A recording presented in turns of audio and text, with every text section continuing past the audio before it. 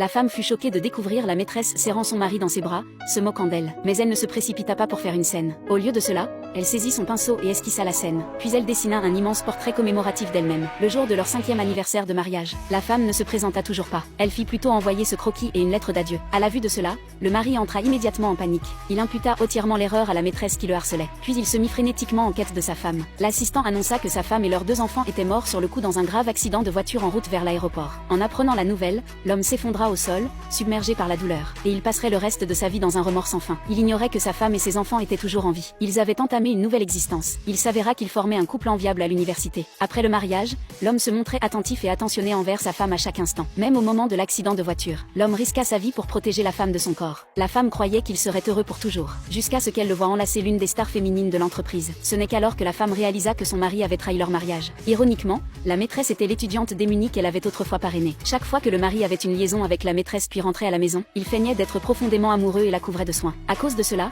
la femme décida de quitter définitivement son mari. Elle rédigea donc un scénario pour simuler sa mort une semaine plus tard. Elle avait prévu de s'éclipser discrètement avec ses 2 enfants, mais la maîtresse la provoqua encore et encore. La maîtresse envoya au mari plusieurs photos séduisantes montrant son dos nu. Le mari ne put s'empêcher d'avaler difficilement. Puis il utilisa une affaire de l'entreprise comme prétexte pour voir la maîtresse. Il n'avait aucune idée du comportement inhabituel de sa femme. Alors la maîtresse envoya un autre message moqueur à la femme, prétendant que la personne non aimée était la véritable tierce partie. Bien que la femme fût déjà prête à partir, elle se sentit néanmoins profondément blessée. Ce jour-là, en rentrant chez elle, elle prit froid et développa de la fièvre. Le mari l'emmena immédiatement à l'hôpital, et il resta à son chevet sans la quitter. Mais la maîtresse interpréta cela comme un acte de vengeance délibéré de la femme. Alors la maîtresse ne cessa d'appeler l'homme encore et encore. Elle alla même le chercher à l'hôpital. Voyant l'homme et la maîtresse enlacés, la femme ne fut plus triste, parce qu'elle avait perdu tout espoir en son mari. Il ne restait que 2 jours avant son départ. La femme suggéra à son mari de l'accompagner chaque jour pour déposer et récupérer les enfants à l'école. Le mari n'hésita pas à accepter sa demande. Lorsque leurs 2 fils entendirent cela, ils coururent joyeusement vers leur père et l'embrassèrent. L'homme ignorait que cette scène chaleureuse disparaîtrait bientôt. À ce moment-là,